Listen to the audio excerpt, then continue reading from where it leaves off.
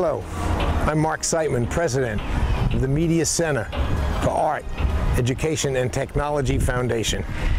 We're pleased to bring you, once again, the Bronco World Series from Monterey, California. We're able to do this because of the most generous support from the Hardin Foundation, the Arts Council, Monterey County Office of Education, and other numerous and generous supporters. Our mobile broadcast unit will allow us to video and televise artistic and sporting events throughout the county. This mobile broadcast unit will also help us train the media students for tomorrow. Also note, this broadcast is entirely produced by local area students. Please help support our efforts to bring the best in student academic achievement, arts, and sports to Monterey County residents. To be a donor, log on to MCAET.org. Let's play ball. Good evening, ladies and gentlemen, and welcome to the 2011 Bronco World Series live from Monterey, California. 19th annual, Matt. An event that has been happening, you're right, 19 years in a row here in Monterey, California. And what a treat to see these games live right here in our backyard. I'm Matt Arruda, joined in the booth tonight by Evan Tyler and Chris Jager. It's going to be a lot of fun. We're really excited. Great game in store. We have Tamiami, Florida versus Salinas, California. Salinas winning the zone for the host zone, and they're representing the host zone, while Tamiami, Florida, won the South Zone competition, and they're here representing the South Zone. Don't forget to visit us online at www.mcaet.org, where you can watch our videos on demand of these broadcasts, or on Comcast Channel 26. As you look on your monitor or on your screen there, Salinas wearing their all-white uniforms with red trim and their red hat. Tamiami, Florida, in the red jerseys with the white pants. And our leadoff batter for Tamiami, Florida is number 3, Tyler Perez. He's the starting center fielder. And on the mound for Salinas, number 11, J.J. Ortiz. Here's the first pitch from Ortiz, in there for a called first strike.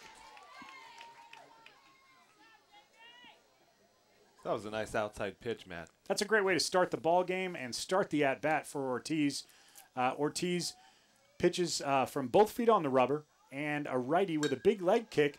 And there's a nice shot driven straight to the second baseman by Perez, but handled quite easily by number 1, Jacob Martinez for Salinas. He hit it hard, but right at somebody.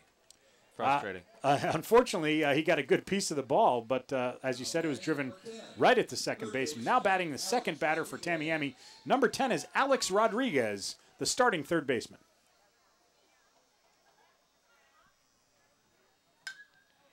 And Rodriguez wastes no time jumping on the first pitch, but just behind on it and fouls it back down the first base side. So no balls and 1 strike now to Rodriguez. Alex Rodriguez, that is, number 10, the third baseman. A-Rod. So 1 out, 1 strike here in the first inning. Alex Rodriguez looking at the pitcher. A little bit outside. Ortiz seemed to lose control of that one a little bit, slipped off his hand. Way outside to Rodriguez. That works the count back to 1-1. You know, we've seen issues with that over the course of these few weeks here. Pitchers having issues with ball handling, ball grip. A nice shot. This time, 2 hits, 2 solid hits, and 2 solid cases of fielding as well. That's hit directly to the left fielder. That's Troy Hummel, number 12 for Salinas.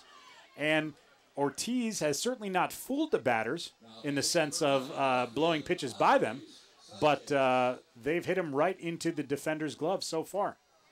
That was a nice shoestring catch by the left fielder. Fantastic. Now the third batter here for Tamiami, number 9, Andre Sanchez. He's the starting left fielder.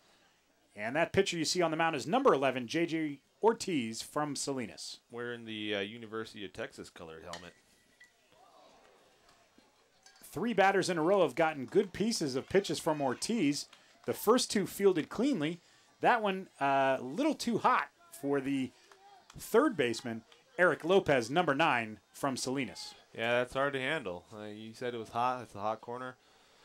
That's what you have to face there at third base. I was a third baseman in Little League and a catcher and a bunch of things. And quite frankly, I dreaded playing third base. Still here in the top of the first. Now 2 outs. We've got a runner on first. And now batting number 7, Pedro Pages, the catcher from Tamiami, Florida. Here's Ortiz now pitching from the stretch with a runner on first. Misses the pitch outside. Here's the toss. And the attempted pickoff, not in time. And we've got a successful stolen base for Tamiami here in the top of the first with 2 outs. You know, Ortiz's delivery time is a bit tardy. I think he needs to speed that up, and because Tamiami's going to be able to steal on him all night. I noticed that as Ortiz is now pitching from the stretch when a runner gets on base. He has a traditional 2 feet on the rubber with a nice big high leg kick for his traditional delivery. But as soon as a runner's on, he does switch to the stretch position. And now he's dealing 1 ball and no strikes to the current batter, the catcher, and a cleanup batter, Pedro Pages, number 17. Big lead at second base. That ball catches the outside corner, and Ortiz evens the count at 1 ball, 1 strike here, 2 outs in the top of the first. Beautiful night out here at Jack's Park. Evan, I got to say, all weekend it's been fantastic. We've been very lucky with the weather as Ortiz deals and misses high and outside. The weather's been fantastic. Nice, cool evenings. We've got the lights on here at the park. The barbecue's fired up. It's really a great place to see some good quality baseball. And, you know, Ortiz already has 2 outs. There's not much he needs to do right now, but just let his defense play for him and, you know, throw it in the strike zone. Let him hit the ball. Evan, I got to apologize. I was going off the scoreboard here at Jack's Park. I thought that was a 2-1 situation, but as Ortiz misses with the pitch and trots down to first, they're going to say that was ball 4. So regardless of what we thought, number 25, J.C. Barrios, the shortstop for Tamiami, now steps in, 2 outs, and runners on first and second, a chance to draw some early blood here by Tamiami.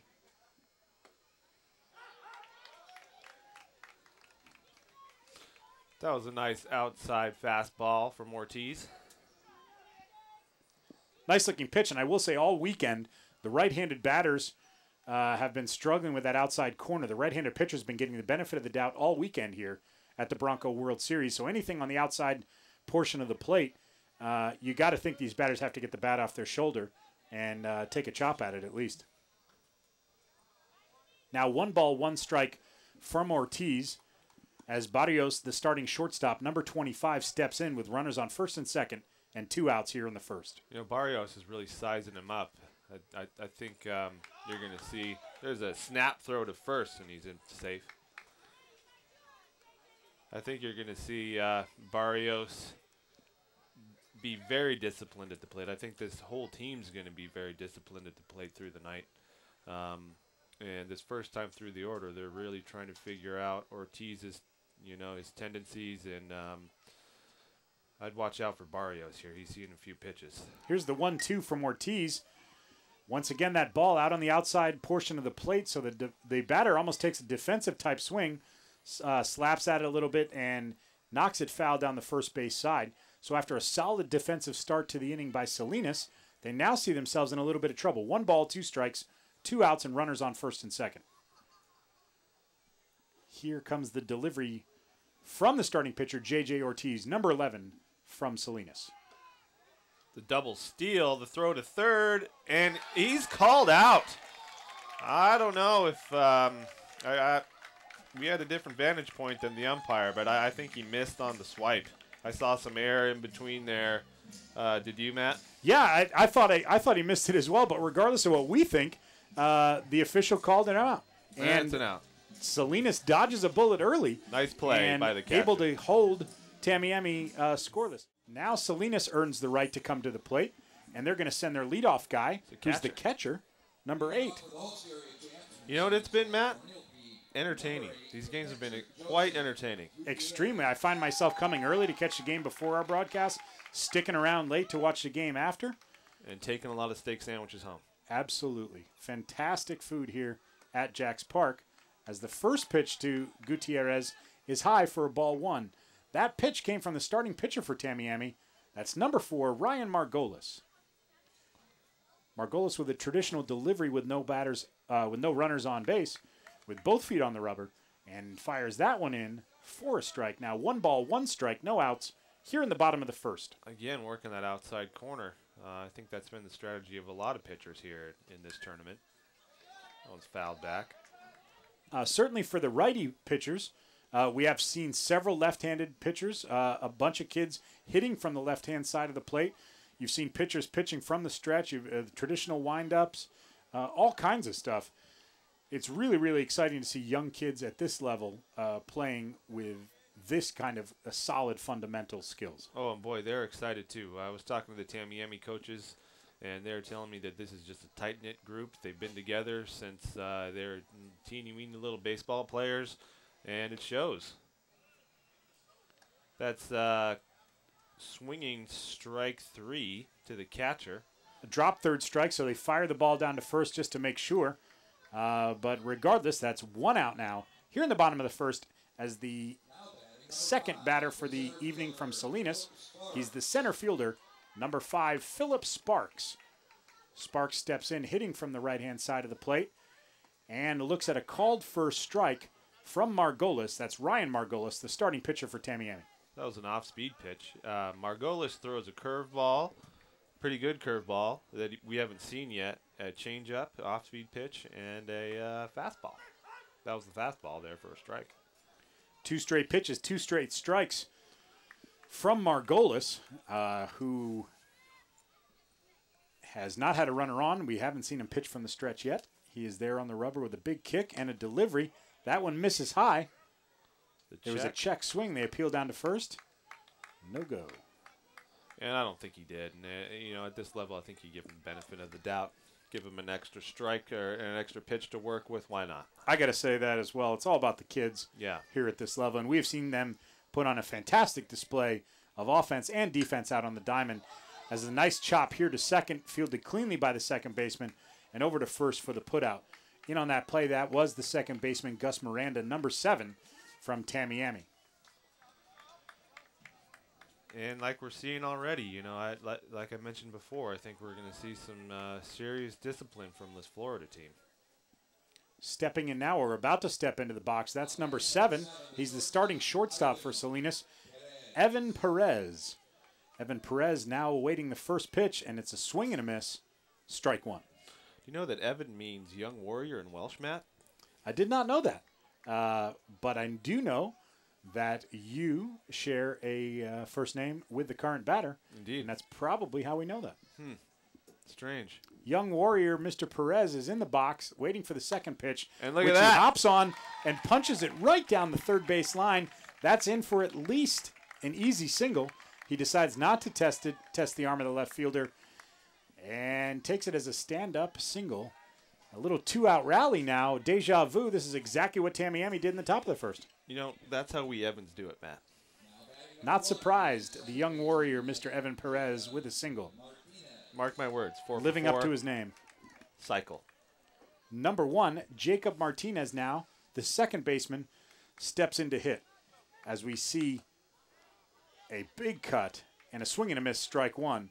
I was about to say we noticed Margolis has now switched his stance, pitching from the stretch, as they now have a runner on first base. Which could mean all the difference. It often is, as pitchers switch from, there's a snap throw to first, and he's in there pretty easily.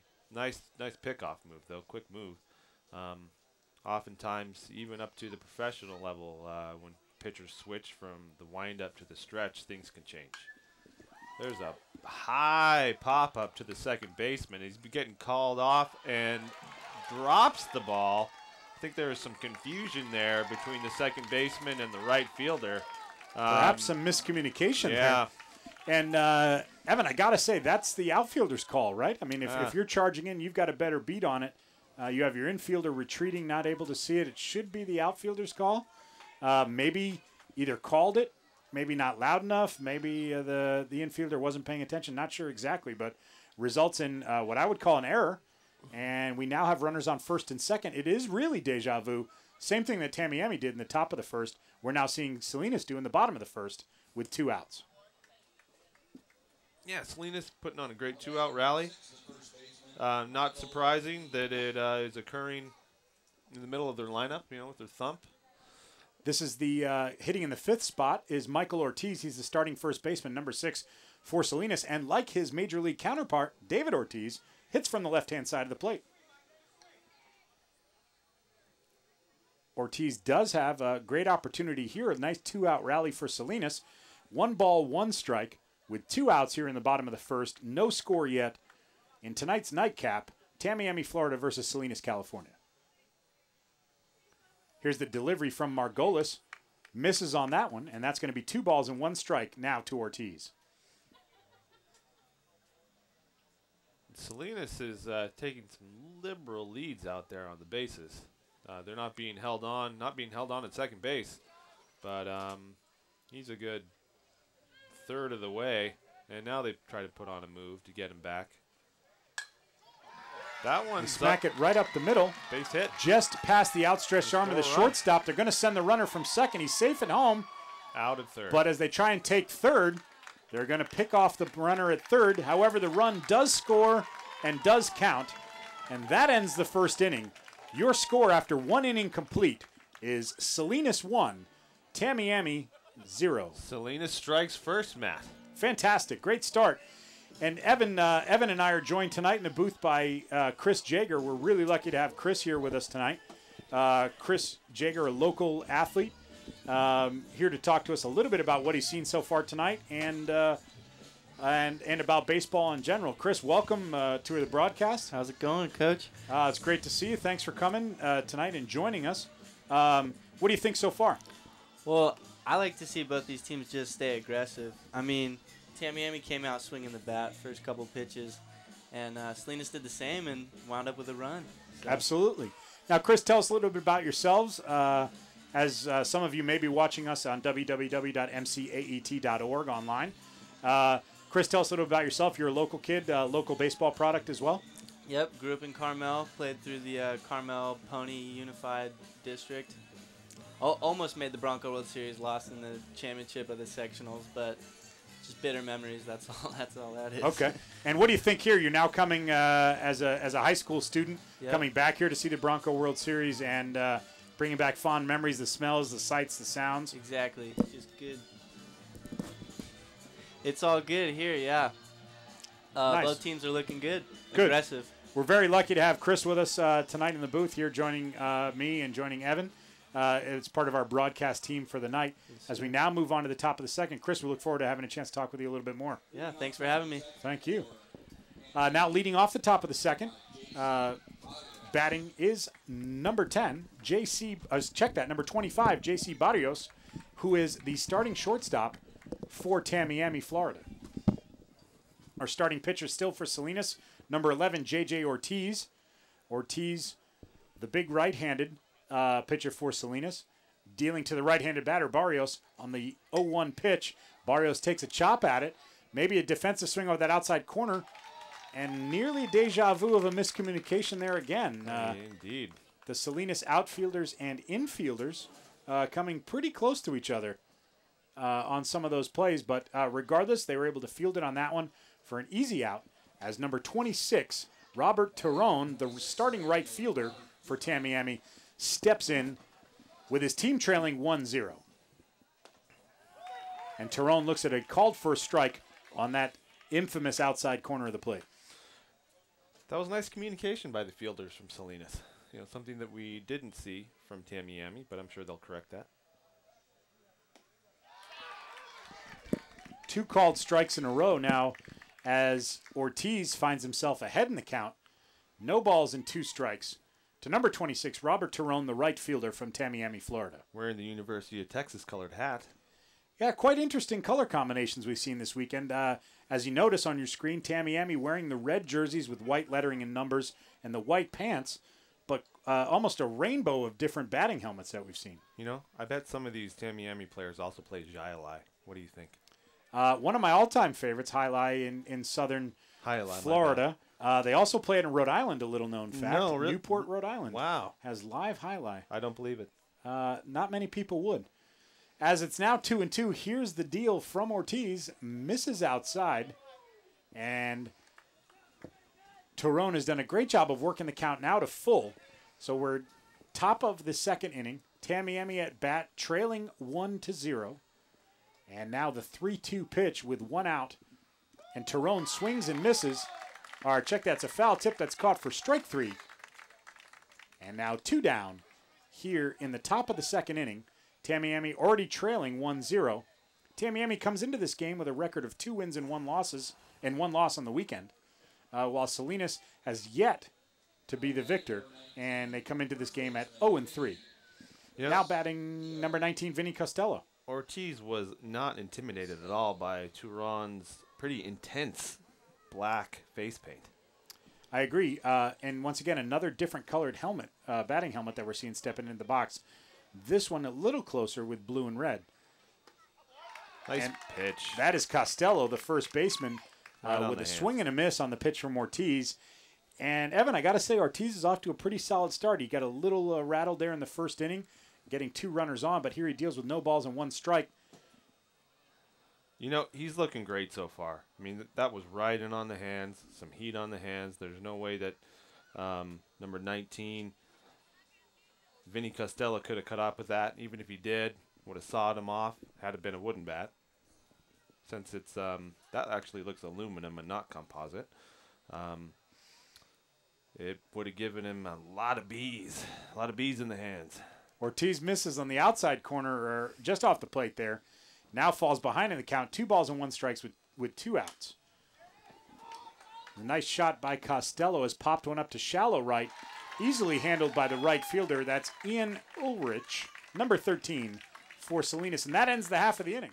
But now with a 1-run lead, Salinas now coming back to bat here in the bottom of the second inning as they send number 9, the third baseman, Eric Lopez, into the box to face the starting pitcher from Tamiami, number 4, Ryan Margolis. Margolis, the right-handed pitcher, now dealing, and jumped on the first pitch, does Lopez, and fouls it back for strike 1. Yeah, so far, Salinas has shown some great discipline at the plate. I'm impressed. They have certainly been patient, and they've forced Margolis to throw several pitches at each at-bat, although waste no time here in punching it to right. They're not going to send him. It's going to be an easy stand-up single there to lead off the inning. And Salinas right back at it, already with a 1-run lead, and now a leadoff single. Great opposite field approach. You always want to get that first batter on the base, and statistics bear out that runner often comes home. And here we have Ian Ulrich, who made the 3rd out, or made 2 outs, in fact, in the last inning. He is the starting right fielder for Salinas, hitting from the left-hand side of the plate. And this will be the first lefty that Margolis has had to deal with tonight. You know, as these 12-year-olds go, Ulrich looks to be one of the bigger ones. Absolutely. Certainly one of the taller boys on the field tonight for either team. And you kind of wonder if Margolis is licking his chops maybe and looking at a pretty big strike zone for a change. Yeah, I don't know if I'd make him bunt here. I think I'd let him hit away with those long levers. He could do some damage. No balls and 1 strike. He does get the bunt down. Ulrich looks like he's going to dig it out, as he does anyway, but the throw is over the top of the first baseman. Salinas sends the runner from second all the way home. Here's the play at the plate. They tag him and he's out, but Ian Ulrich turns that into a triple bagger for him as he's standing on third now. It's going to end up being at least an error, reaching on an error, but it was a solid single. He probably would have beat it out. It would have been a bang-bang play at first. Yeah, you know, Salinas being aggressive early, I like that. You could also say perhaps they're being greedy. I think not. I think they're being aggressive early, and that's a good thing. That's what they need to do if they're going to beat this Florida team, this very disciplined, fantastic Florida team. Margolis, the pitcher for Tamiami, now adjusts and is pitching from the stretch. He's got 1 out here in the second, and he's staring at a runner over on third. And now he's dealing to his counterpart, the starting pitcher for Salinas, number 11, J.J. Ortiz. Call time. They're going to go talk over the signs here, see what kind of strategy is brewing in the mind of the Salinas coach. Interesting situation. No balls and 1 strike, 1 out. here in the bottom of the second. Salinas has already scored first. They lead 1-0, but they've got a runner in scoring position. Little conversation, maybe a suicide squeeze here or something? Gosh, that would be quite aggressive. I think that Ulrich definitely has speed. I mean, he's tall, so he has long legs, so he can make those strides. I don't know. Pedro Pages, the starting catcher for Tamiami, takes a trot out to the mound to make sure that he and the pitcher Margolis are on the same page. I think so, yeah. Just in case there is maybe a bunt coming, he wants to make sure everyone understands what the responsibilities are for coverage of home plate, et cetera, et cetera. But there's Margolis now dealing from the stretch. No balls and 1 strike. Pitch out. Maybe they thought it was coming on that play. The catcher for Tamiami, that's Pages, number 17, maybe called a pitch out there, went to the audible? I think so. I think they were thinking exactly what you said, but I don't think Salinas would do that in this situation this early in the ball game. I know they want to be aggressive, but there's only 1 out. I think you let your pitcher, number 11, swing away and see what he can do because you do have 2 outs to work with. Speaking of pitchers, that was Ryan Margolis with a nice off-speed pitch there, and that improves the count in his favor, in the pitcher's favor, to 1 ball and 2 strikes. And now his counterpart Ortiz, the Salinas pitcher, will see how he can deal with the 1-2. Can't catch up with that one. Apparently they thought that the catcher dropped the ball. I didn't notice that, but the throw to first, and that seals the strikeout. For just in case, they tossed that one down to first, a potential drop third strike.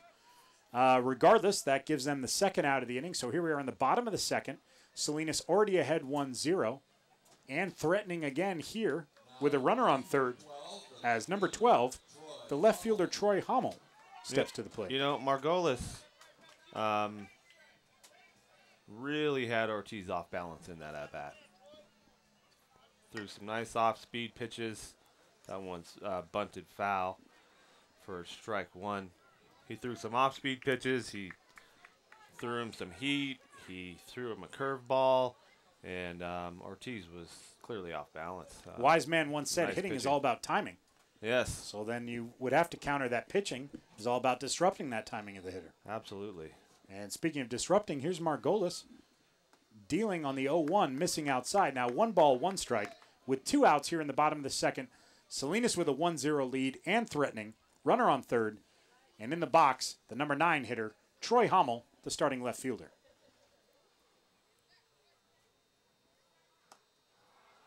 Can't lay off the high cheese for strike 2. Like many of the players here, Troy Hummel is quite diminutive, so his strike zone is as well. I'd have to agree with that, Evan. That was a high pitch, however, but you're right. Hummel couldn't lay off it and saw maybe speaking of that, he hops on the next one, but it's going to be a pop-up. Great communication from Tamiami infielders on that one, calling everybody off. And to be honest, Tamiami lucked out there. That could have been a dangerous inning for them. But after 2 in the books, your score is still 1-0. Salinas leading 1-0. There's the first pitch from Ortiz, the starting pitcher for Salinas, number 11, J.J. Ortiz, and that's in there for a strike. As now his counterpart, the shoes on the other foot, this is Ryan Margolis, the starting pitcher for Tamiami. Smacks out a little bit in front of that one and bats that one foul down the third base side. That would be E coach on the third base coach. Yeah, I was going to say the ball. E10 perhaps. E10. But we'll explain that a little bit later. And Margolis, nice job of hitting over to the shortstop, fielded cleanly and delivered with a strike. That's the shortstop for Salinas, number 7, Evan Perez, the young warrior himself. I thought that was for sure a base hit up the middle. Evan showed a lot of range on that, and he's living up to his name, Matt. Now stepping in, hitting from the left-hand side. So the first one that J.J. Ortiz is going to see, the first batter from the left-hand side, is Gus Miranda, the starting second baseman for Tamiami. Looks at a ball, and we're now in the top of the 3rd inning. Your score, Salinas holding on to a 1-run lead, 1-0, here in the top of the 3rd with 1 out. That's J.J. Ortiz, the pitcher from Salinas, number 11 on the mound, and in the box, number 7, Gus Miranda, the second baseman. Looks like Ortiz misses inside on that. Catcher even missed it. And that works the count to 2 balls, no strikes. You know, Pedro Pagaz, the catcher for Tamiami. Go ahead, Matt. There's that outside corner again. This time, a right-handed pitcher to a left-handed batter, basically just throwing straight down. And all weekend, we've seen the home plate umpire be very gracious with that outside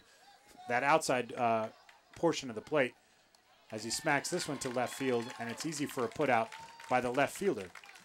That's Troy Hummel from Salinas, number 12. Ortiz is just doing a great job of letting his defense make plays, and so far his defense has made very few mistakes. And that's great pitching. That's Greg Maddox pitching.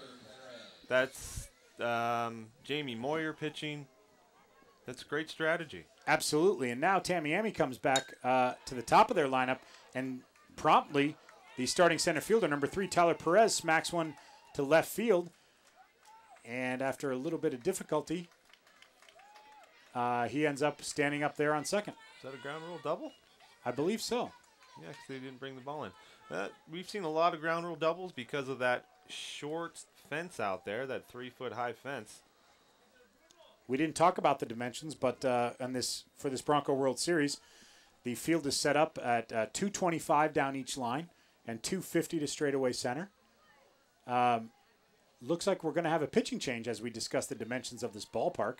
Wind not really a factor tonight, but that's it. That's all we're going to see from J.J. Ortiz, the pitcher, number 11 from Salinas, trots out to take a spot in center field defensively. And we've got a new pitcher on the mound for Salinas.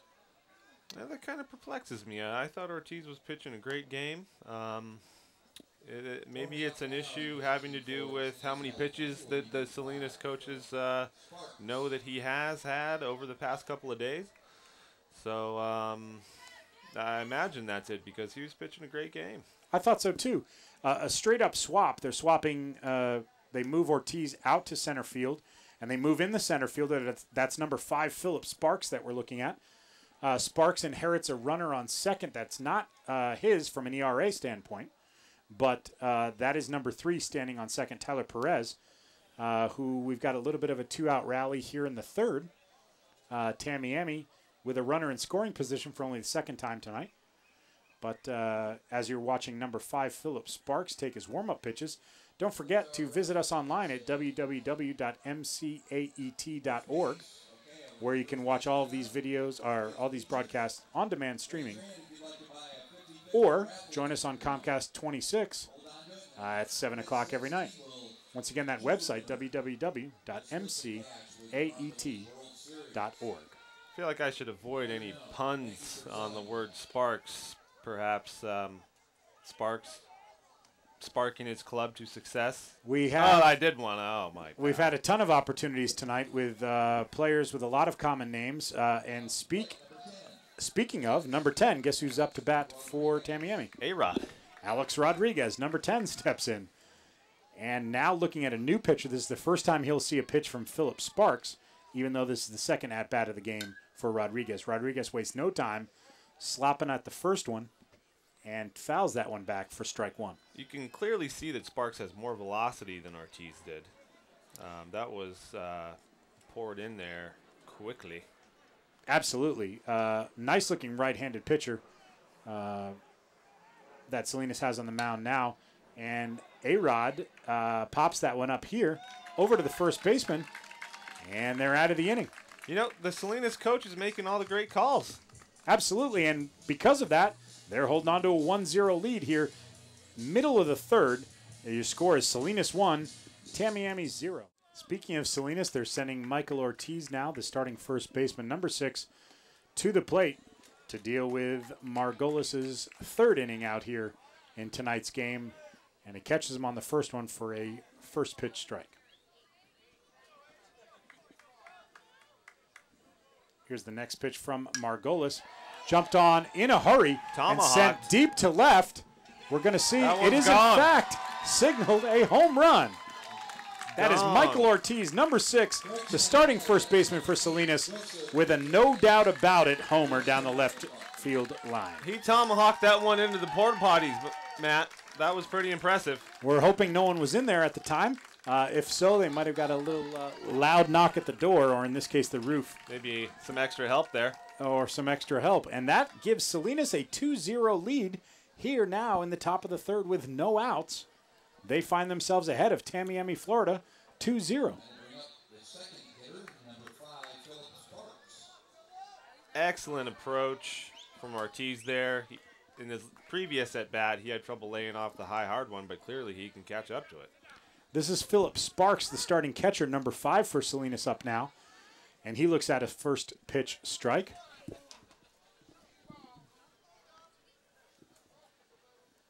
Still the starting pitcher for Tamiami, Ryan Margolis, number 4. Here he deals on the 0-1 pitch. Misses low, so it's now 1-1 with no outs here in the third, and Salinas with a 2-0 lead. Margolis set to deal now to the righty. Sparks watches that one into the dirt, and it's 2 balls and 1 strike. Margolis trying to get Lopez to bite on some of those pitches out of the zone. And that is a called second strike.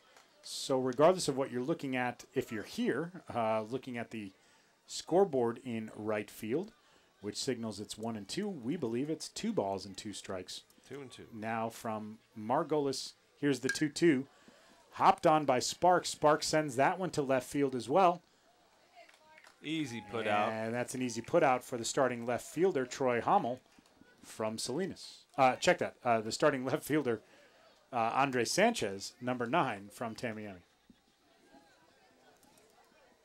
Easy put out. Again, tomahawked. So these Salinas batters are really going after that high pitch. And, I think that's something that the pitcher from Tamiami should continue to do is throw those high pitches and see if they'll chase. Number 7, Evan Perez, jumps on that first pitch and smacks it foul. He is the starting shortstop for Salinas, the young warrior himself. Indeed. Playing a great ball game. Thus far, I agree.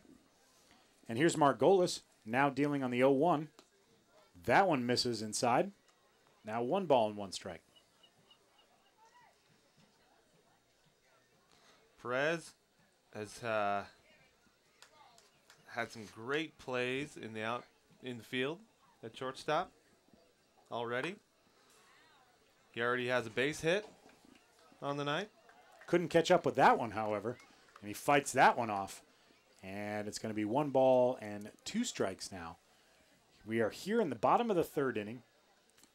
1 out. Your score, Salinas 2, Tamiami 0. And the 1-2 pitch on its way from Margolis, the pitcher for Tamiami. Perez, once again, right up the middle. Perez comes through there and smacks one straight up the middle. And for an easy single. So now 1 out and a runner on first for number 1, Jacob Martinez, the starting second baseman from Salinas. Perez is not fooled by Margolis. He was taking his time in the box. He was watching he's very disciplined. I think he's got Margolis figured out. Margolis takes a breather there and fires one over to first base. Always a tough pickoff move if you're a right-handed pitcher trying to get over to first base to pick off a leadoff or a guy who's taking a lead on you. That's a pop-up from Martinez, number 1. Nice job of talking it up in the infield there by the Tamiami shortstop and third baseman. They did a great job, but ultimately it's fielded by number 25, J.C. Barrios, the shortstop from Tamiami. The shortstop position is the leader of the infield, and Barrios showed his leadership. Took that ball over. That was an easy put out.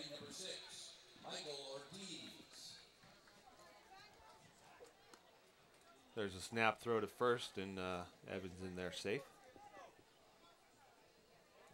Not sure yet if Evans a threat to steal. We haven't seen Salinas be too aggressive on the base paths, other than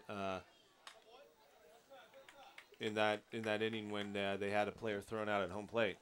Absolutely. But we are now here in the third, bottom of the third. 2 outs. Ortiz batting from the left-hand side of the plate against the right-hander Margolis. Margolis checks the run over at first. Now dealing from the stretch. Ortiz hops on it and pops it to center field. And it's going to be an easy play for the center fielder, number 3, Tyler Perez. And that ends the third inning. Your score after 3 complete, Salinas 2, Tamiami 0 here from the 2011 Bronco League World Series from Jacks Park in Monterey, California. Salinas adds another one with the big fly from Ortiz. And they're in the driver's seat. They must be confident, Matt. Absolutely, it's a great start for them. The inning change, and that means we've got our special guest back in the booth, Chris Jager. Chris Jager introduced himself earlier in the game. Chris, welcome back. Well, thanks, Matt. I feel at home. We're happy to have you. We're lucky to have you here, a Pony League alum. Yep. Not from a World Series, however, but Fortunately not. that's fine. Chris told us last inning that he's now entering his senior year at Stevenson School out in Pebble Beach, California, and still playing baseball. Yep, still playing. Nice. And I assume that for you being a baseball a student of the game, so to speak, it's almost a year-round commitment for you. Yeah, it is. It is a year-round commitment. All summer, all fall. Pretty much the only time I get off is basketball season, winter, where Coach Matt Arruda, play-by-play tonight, is the coach of our team. So Absolutely. Chris and I go way back. We do. Normally on the hardwood, but tonight we're here at the Diamond. Yes, we are. And Chris, you just finished a tournament this weekend somewhere? San Diego. And We lost in the semifinals. Okay. And that was a Should've won local it. team here? We're based out of the Bay Area, Trotsky baseball. Okay. Nate's actually from here. So a local travel team based out of the Bay Area. Yep. Fantastic. Well, Chris, we certainly are lucky to have you in the booth with us tonight. We appreciate you taking the time out of your busy schedule to join us. Thanks, We look Matt. forward to having a chance to chat with you after the end of the 4th inning. Yes, sir. Thank you. Thank you. Back to the action here in the top of the 4th. The leadoff batter for Tamiami, Florida is number 9. That's Andre Sanchez, the starting left fielder. Andre's playing a great left field so far tonight, Matt. Thus far, he's done a fantastic job. He is wearing the Texas Longhorns orange and white batting helmet. Hook 'em horns? Hook 'em horns if you're an Austin, Texas person. Dealing from the mound is number 5, Philip Sparks, the center fielder. And Evan, I checked our stats in between the innings, and I believe we might have had that home run call incorrect. I believe it was the leadoff batter, number 8, Joseph Gutierrez, the starting catcher, that hit the home run. It's quite possible we got the number a little bit confused on the back of the jersey. The 6 and the 8 do look a little bit similar. You are right about that.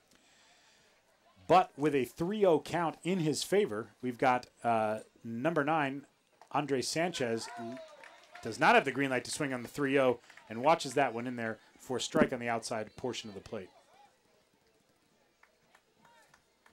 So now 3 balls and 1 strike, no outs. Here in the top of the 4th inning, Salinas with a 2-0 lead over Tamiami as Sanchez smacks one straight up the middle for an easy leadoff base hit. And Evan, that's just what Tamiami needed. Absolutely. Nice piece of hitting. Getting the first batter of the inning on first base. That's, like I said before, statistically, that's been proven to be one of the best ways to win a ball game. At least win an inning. Get that first runner on. Starting catcher for Tamiami now stepping into the box. That's number 17, Pedro Pages, and he swiftly delivers a nice single to shallow right field. And Tamiami's got the lead 2 batters on with no outs here in the 4th. So this becomes the go-ahead run now at the plate. That could have very easily have been a double. Ulrich showed his speed there and got to that ball very quickly. Got it in to his cutoff man very quickly. I think that Tamiami was disappointed to see that because that could have very easily been their first run of the ball game if it wasn't for Ulrich's speed. After the pitcher, Sparks gives up 2 quick singles here in the 4th inning. It's time for a conference on the mound as Tamiami is really threatening with no outs for the first time tonight. They were able to get the first 2 batters on. They've now got first and second with no outs here in the top of the 4th, and they face a 2-run deficit. So number 25, J.C. Barrios, the shortstop, certainly one of the bigger boys out here tonight, Yes, has the opportunity. He represents the go-ahead run now at the plate.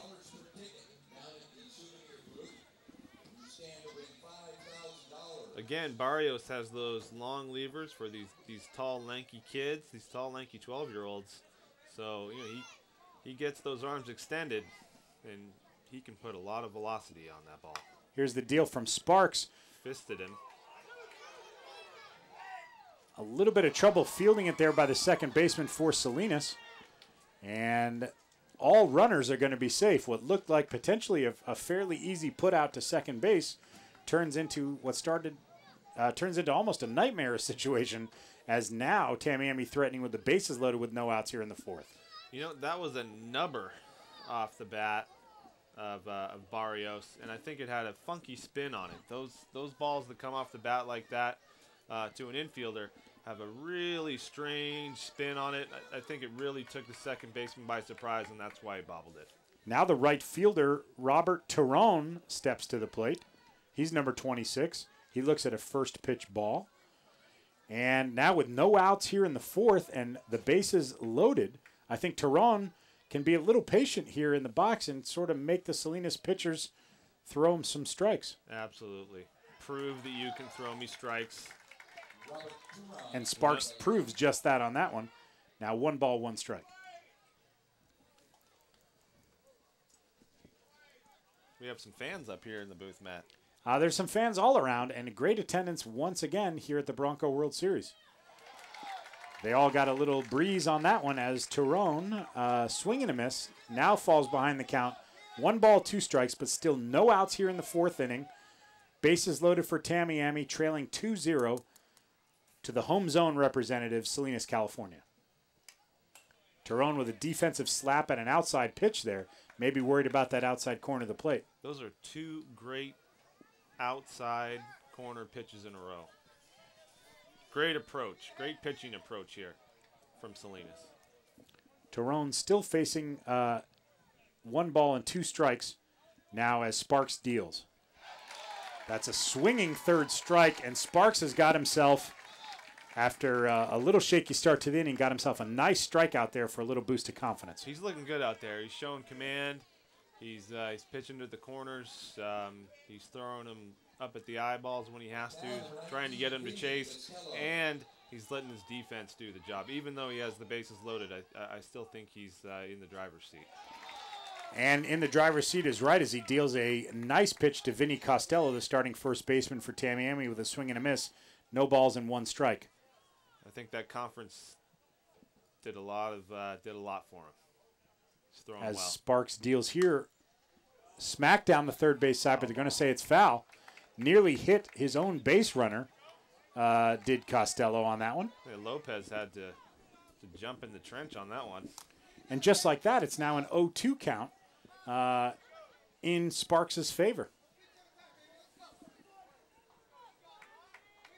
Dangerous hitter at the plate, however. Here's the 0-2 pitch. Missing outside. Now 1 ball and 2 strikes. Good thought, good thought. He had a pitch to work with. You know, he has another one to work with. Sparks has got to feel a little more comfortable because a double play will get him out of the inning. Absolutely. And there's a play at every base. Costello takes a whack at that one, misses it, and fouls that off here on the first base side. Souvenir for a fan. Still now 1 ball and 2 strikes with 1 out. In the top of the fourth, Tamiami threatening to cut into that 2-run Salinas lead. You know, as long as Sparks can keep the ball in the infield, then Salinas will be fine.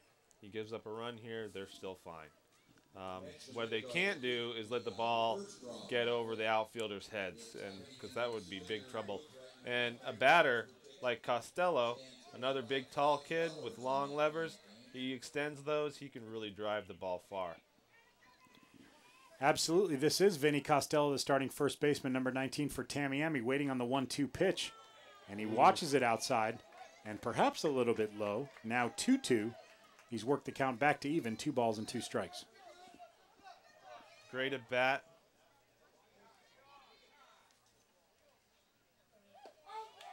Nice eye on that one. The fans don't like it. The local fans don't like it here, of course, but Costello showing all kinds of patience in this at-bat. yeah, hard to lay He was off down those. early, and now he's worked it back to a full count. 3 balls, 2 strikes, and here comes the payoff pitch from Sparks. Hopped on quickly. Sparks fields it cleanly. dumps it to home. Although the catcher bobbled it, they're going to say he's out. I think the home plate umpire is saying that he had it for long enough. Or an interesting play here. This was a kind of a dribbler hit back to Sparks, the pitcher. Sparks fielded it. It was like a swinging bunt. I think the umpires are going to have a conference here. To me, it looked like clearly the catcher, number 9, is that Eric Lopez? Looks to me like he did not have that at all. I don't know if that's the right call. I think Tamiami definitely thinks it's not the right call. Evan, what seals it for me was the reaction by the catcher. He looked frustrated that he had bobbled that ball. Like he didn't even think that he had it for long enough. Yep. He immediately threw his hands down like, oh, gosh, what did I just do? Oh, wow, saved by the umpire. Regardless of the decision, it's now 2 outs with runners on all 3 bases as the pitcher, Margolis, smacks one to shallow right. That could be trouble, but it is not. And that is Mr. Ulrich again. Ian Ulrich, number 13, the right fielder for Salinas, with another great defensive play to end the inning. Showing his speed. He can cover that outfield, Ulrich. I mean, he has long legs and long hair. He's my Viking warrior. Matt. He certainly had a lot of ground to cover on that play, Evan, and he covered it and was able to scoop that ball up, and that preserves Salinas' 2-run lead.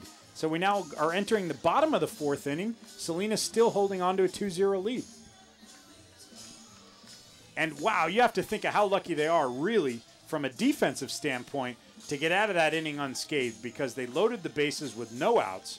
They got a key strikeout from Sparks, which then set up a potential double play situation, so it takes the pressure off your pitcher a little bit.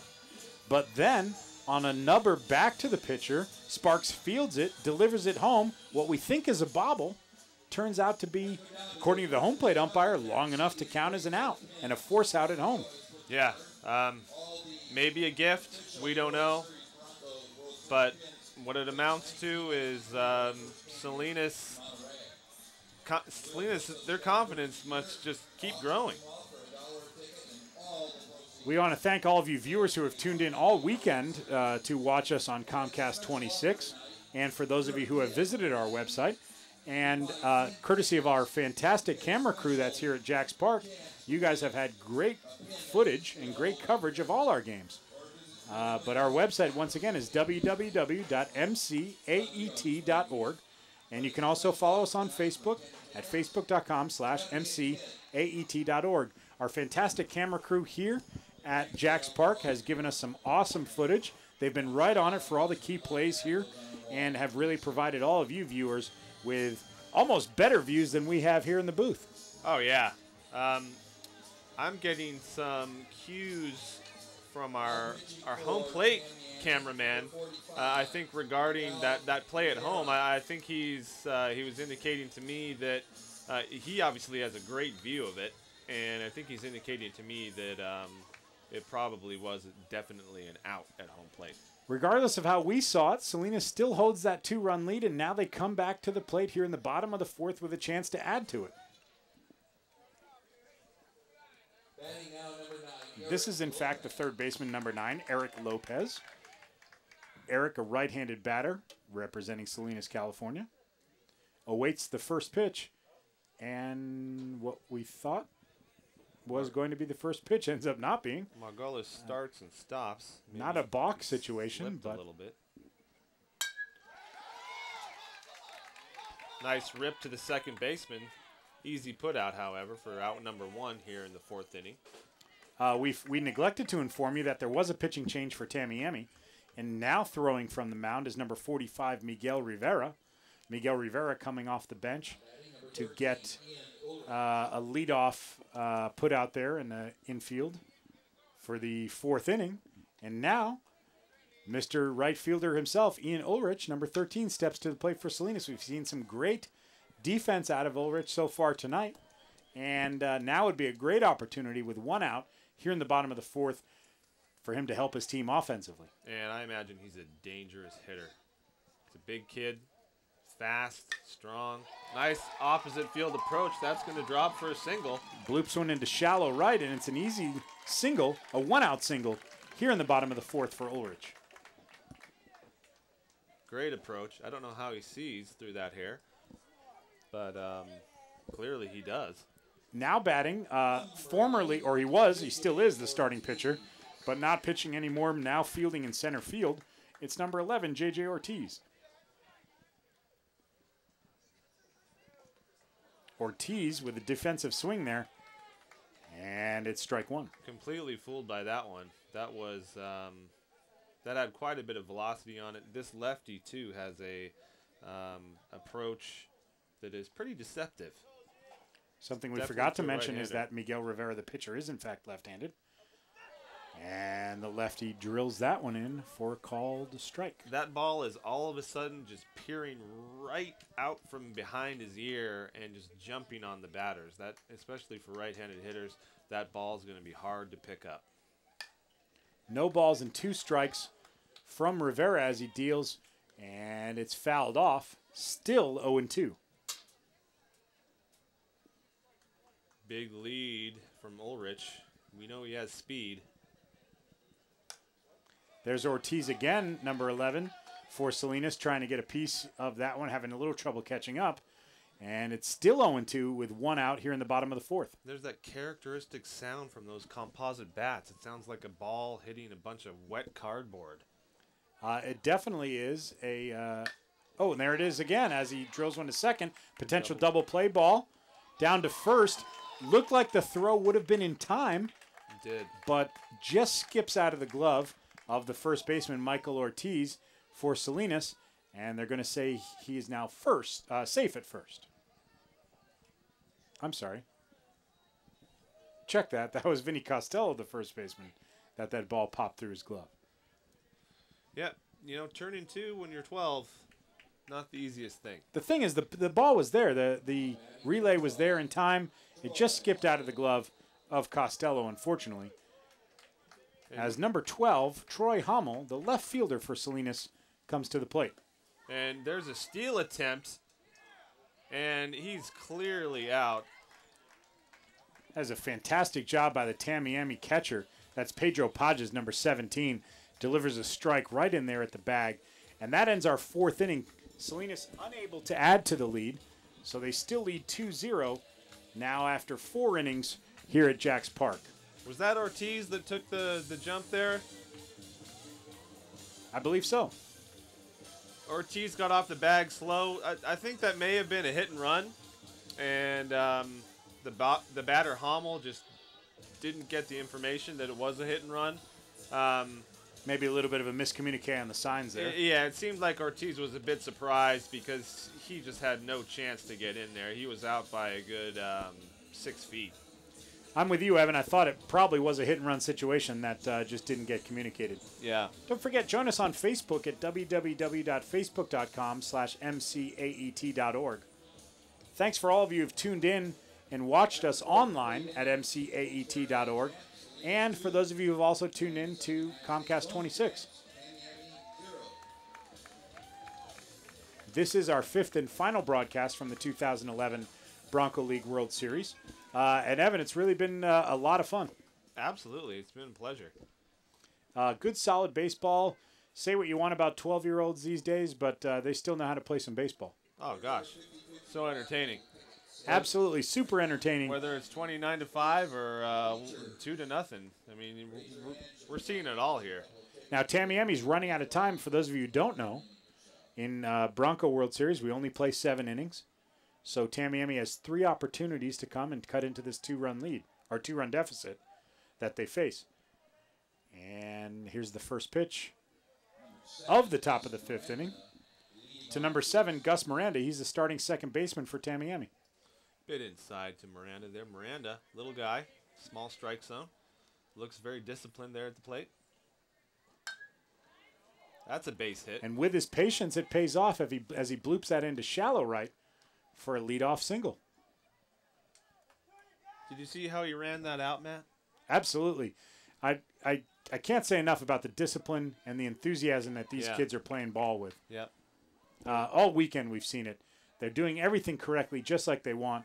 And because of that, Gus Miranda's patience, he now finds himself standing at first, but perhaps a pinch runner coming in. Or he's just taking a jog around. Looks like we have a pitching change from Salinas. So number 7, Gus Miranda, with the leadoff single, is standing on first, but taking some time to warm up or stay warm, as Salinas is calling in a pitching change. Some kind of change. Defensive change? Yes. So Ivan Perez is pitching for Salinas. Number 7, Perez, formerly the shortstop, so he did start at short tonight. And now we're going to see what he can do as a righty pitcher. As we're watching the warm-ups, keep in mind that this event happens every year. It's been happening since 1961, and it's been 19 years here in a row in Monterey. It's a great place to see ball games. Teams coming from around the world. This year we've got representatives from outside of the United States, from the countries of Mexico, Puerto Rico, and a team representing Chinese Taipei. And they've been fantastic. They are the 4-0 undefeated team of the weekend thus far, and are going to be battling for the title coming up in the next couple of days. You know what I'd like to see, Matt, that I've been thinking about? I'd like to see the best from this tournament take on the best from the Little League World Series, from the other World Series. Yeah, that would be fantastic. The only thing is that these kids have to get back to school sometime, and we're running out of time in the summer as we're already into August. But, Evan, I think that's a great idea. It would be fantastic to see all that actually happen. As we're now ready to go with action here in the 5th inning. That's Tyler Perez, the center fielder, number 3, stepping in to hit from the left-hand side of the plate. A high pitch misses the strike zone, and they send the runner from first, who's in there safely at second. Close play. Nice release time, nice throw, nice catch, nice tag, but just a little bit slow. And number 7, Gus Miranda, is now standing safely on second, as Tamiami gets a runner into scoring position with no outs here in the top of the 5th inning.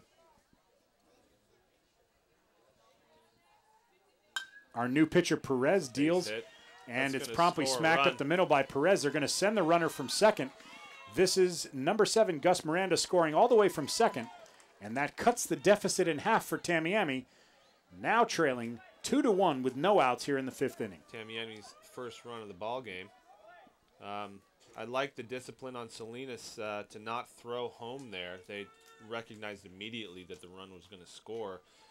We've seen so often on plays like that they throw home, it's a bad throw, and the runner ends up going to second, and then there's another runner in scoring position. Good discipline by Salinas there. Oh, and you're right, and that keeps the runner at first. That keeps it only a single. So yeah, it's a heads-up play. You're right, Evan. That's a great call. It could make a huge difference here with outs running out for Tamiami. So no outs here in the 5th. Tamiami with a runner on first, and the 1-0 pitch is in there for a called first strike to number 10, Alex Rodriguez, the third baseman. A-Rod taking pitches from Evan. That's it. Evan on the mound dealing now. A substitute pitcher coming out of the bullpen to try and help Salinas. He checks the runner over at first and now deals to A-Rod. A-Rod smacks one to shallow right, opposite field, and he's in there for a single. There's a play at third base, and he's safe. Oh, heck of a play over at third base. Close, bang, bang play. The ball was there in time. The question was whether or not the tag got down, I think. But the signal there is he's safe at third. So now, Tamiami, runners in the corners, no outs, trailing 2-1, and at bat, number 9, Andres Sanchez, the starting left fielder. That was a strike from Ulrich. It was a great throw. It was right on it. Like we said, the ball was there in time. He has a gun. Just the tag didn't get down. Great gun by Ulrich. So here comes the pitch now from Perez. Missing way outside. Ball 1. You know, I like the Salinas coach's approach here. They're using a lot of different pitchers. This is the third pitcher of the night. They're ahead. They know they have the game in hand, in control. Throwing a lot of different looks at these Tamiami batters to try to get them off of balance. Speaking of different looks, that looked like an off-speed pitch coming in there from Perez. Missing, however. So now 2 balls and no strikes. Runners on the corners for Tamiami, trailing 2-1 to the host zone champs, Salinas. No outs, so Salinas is in kind of a hole right now, but they can certainly get themselves out of it. Interesting. Great show of discipline by Sanchez on that one. Those balls looked like they were sailing in there, and he's opted to be patient and make Salinas throw him some strikes. He must have been fooled by that one. He must have been thinking fastball because that was an off-speed pitch. It was just a little bit low in the zone. That one wasn't. And so the Salinas pitcher, number 7, Ben Show, doing a great job to get a strike back there. So now 3 balls and 1 strike from Show. There goes the runner. The fake throw down to second base, and the runner at third does not bite. I believe it was a walk. Oh, you're right. On that one. And so consequently, the runner's going to be granted second base anyway. But now stepping in for Tamiami, number 17, the starting catcher, Pedro Pages. He is going to hit from the right-hand side of the plate. Out of the corner of my eye, I saw the runner just bolt to second base. He was just enthusiastic, in fact, that there was a walk for him to get down to second. Faked us all out, I think. Now bases loaded for Tamiami, trailing by 1. So the go-ahead run now stands at second base with no outs here in the 5th and the 1-0 pitch on the way. That one misses outside. Now 2 balls and no strikes. Perez showing some smoke on that fastball. He was really reaching back there. That's number 7, Ben Show, the pitcher. Looked like he did find another gear there. And catches that one in the outside corner. So that makes it 2 balls and 1 strike. But he has his work cut out for him as the go-ahead run stands at second base. All bases are full. The bases are loaded.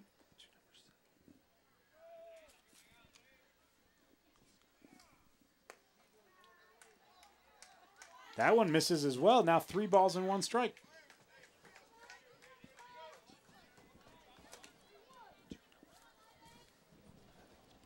So now 3 balls and 1 strike. Here comes the delivery. We'll see if he's got the green light to swing on the 3-1. He, in fact, does. Takes a great rip at it, does number 17, Pedro Pages. And he can't quite catch up with it. So now a full count situation. And, Evan, I ask you, with no outs, trailing by 1 run, what do you do here in a full count with the bases loaded? I think if you're Tamiami, in the 5th inning, I think you give him the green light, which he... It looked like maybe he did, but he had a good eye to lay off that one. And in walks the tying run. So now here, still in the 5th inning, the top of the 5th, we'll clarify, Tamiami with the bases loaded in a tie game now with Salinas, 2-2, as set to come up next is the shortstop, number 25, J.C. Barrios. We have a conference on the mound now. Conference is happening with both teams. Salinas out there on the mound to talk defense. And just off third base, Tamiami talking some offensive strategy for their 3 base runners that they have as they've managed to load the bases with no outs here in the 5th inning. Home plate umpire now taking a stroll out to break up all the tea parties that are happening out on the diamond. Tell everybody, let's get back to business. We got some baseball to play. Your score, 2-2 here in the 5th. We have a tie game, a fantastic game for you. Everybody here in the stands at Jacks Park, super excited. It's a great night for baseball. Nice, clear, cool night. And everybody's having a heck of a time here as I believe Salinas is calling in a pitching change. Yep, looks like a pitching change, Matt. That is number 8, Joseph Gutierrez, if I'm not mistaken. Joseph Gutierrez, who homered earlier this game, is now going to try his hand at defense and step out onto the mound as Salinas changes their pitcher. Gutierrez hit that high, deep home run that hit the porta potties out there in left field. He is quite short in stature, as 12-year-olds go. I'm sure he'll hit his growth spurt soon. But he's throwing some gas. He certainly does look to be dealing from the mound here. We're going to see if his consistency is going to be there. but he's able to find another gear, looks like, and certainly with nobody in the box, not really pitching anybody, his warm-up, the pitches certainly look good. Showcases his off-speed pitch there. Yeah. And that's going to buckle some knees when those batters come up, I think. Absolutely. You know, and again, I love this approach by the Salinas coaches, throwing a lot of different looks out there. That's just going to keep the Tamiami batters off balance. I imagine that Salinas scouted this team very well, and they probably noticed that Tamiami was pouring it on maybe in the later innings to pitchers that had been out there for a while with some of these other teams. So good, nice strategy by Salinas. Back to the action. We're ready to go now. Still a 2-2 ball game here in the fifth. Bases loaded for Tamiami, Florida. Number 25, J.C. Barrios at bat for Tamiami. Looks at an outside first pitch for ball one.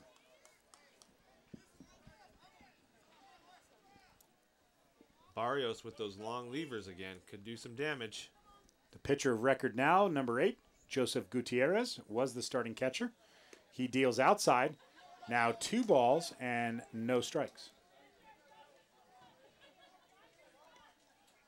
You know, when catchers pitch, they certainly have an excellent insight, I've found. They know what it takes from both sides of the plate. Absolutely. And so now here's the deal, missing inside.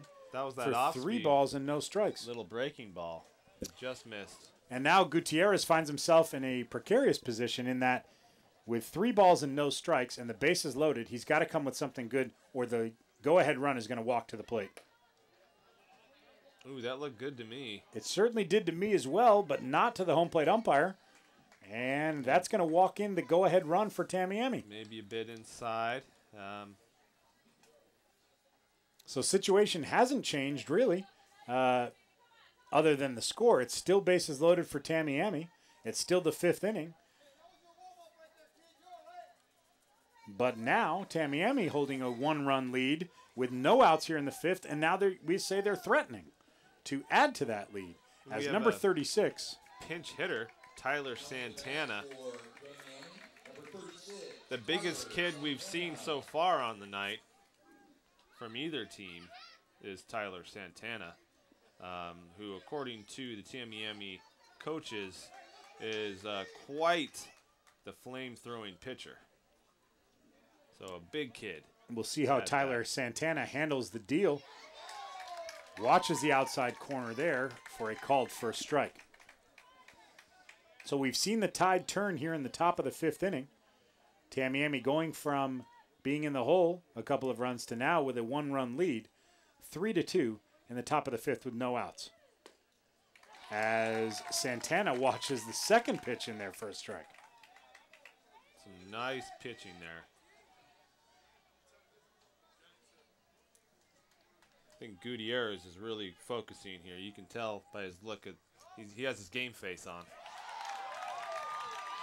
And he does a great job of pulling the string there and throws 2 fastballs and an off-speed pitch. That was dirty, Matt. That was a nasty-looking pitch, and mission accomplished. A little bit of boost of confidence, a little wind in his sails now. To the biggest guy out there. Absolutely. Wow. That took some guts there.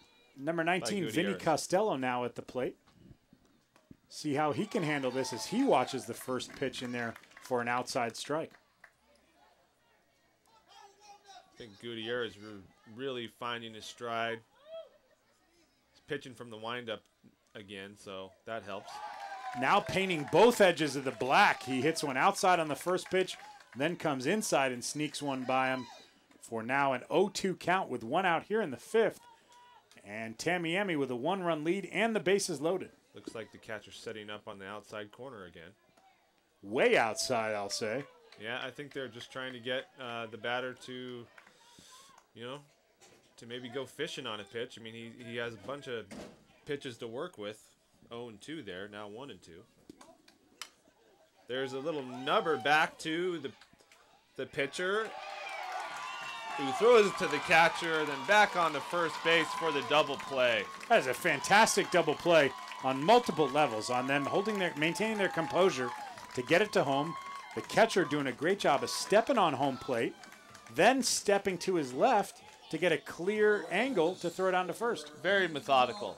This is a very well-coached Salinas team, and that was exactly what they needed. They were looking at a very dangerous inning, and they get the double play. Double plays are not easy to come by on this level, and so a rare occurrence gets Salinas out of a big hole. So we now find ourselves in the middle of the 5th inning. Don't forget to visit us online at www.mcaet.org. And Tamiami, Florida, Evan, you're right. It could have been a lot worse for Salinas. They were facing no outs and the bases loaded defensively and a 2-run lead. They come out of that inning only trailing 3-2. Get a big strikeout to the biggest kid on the field, Tyler Santana, and then a double play. Pretty amazing. The crowd doing the YMCA here at Jack's Park. It's a capacity crowd on hand tonight. They're doing a great job with the PA system and playing some great music to keep the fans entertained on the changeovers. And the all-time favorite YMCA by the Village People busting out the speakers right now. I really got to say Salinas has to hold their heads high after that inning. I know it looks bad. It looks like they went into the inning with a 2-run lead and came out with a 1-run deficit. Yes. But it really could have been a lot worse. Much and that worse. shows a lot of composure. And you could tell with the hop in their step when they came off the field after turning that double play. It was a 1-2-3 double play, if I'm not mistaken. Yep. It was from the pitcher to the catcher to first base, a 1-2-3 double play. They have to love the position they're in. They have plenty of outs to work with to get another couple of runs. Even tie it and just send it to extras. Absolutely. Salinas does have 3 innings. As we mentioned earlier, we're only going to play 7 of regulation. The regular game is 7 innings at the Bronco World Series. So we're going to see Salinas 3 more times. They're up now. And then 2 more after this. So they'll be able to bat in the bottom of the 5th, the bottom of the 6th, and the bottom of the 7th. As we have a substitution coming to the plate. Jeter. This is Jeter. That's right. You heard us correct. It's Malik Jeter, number 15 for Salinas. He steps to the plate with his Salinas team trailing Tamiami, Florida 3-2 in the bottom of the 5th. This is his first at-bat of the night. And Jeter is facing Rivera on the mound. It's Miguel Rivera, That's number interesting. 45 for Tamiami.